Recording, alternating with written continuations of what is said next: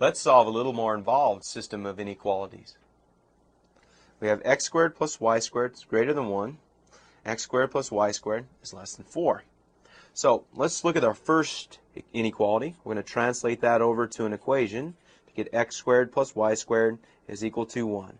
You may recognize this as being a circle centered at the origin with a radius of 1, and you can see that drawn here. Note that we have a dotted line. That's because it's strictly greater than 0. And so when we graph this, we have to plug in a test point. Again, pick the origin. Notice plugging in 0, 0 into our first inequality gives us a false statement. 0 is not greater than 1, so we're going to have to graph anything outside of our circle, not including the circle. Now let's focus on the next inequality, x squared plus y squared less than 4. Again, we're going to translate this over to an equation.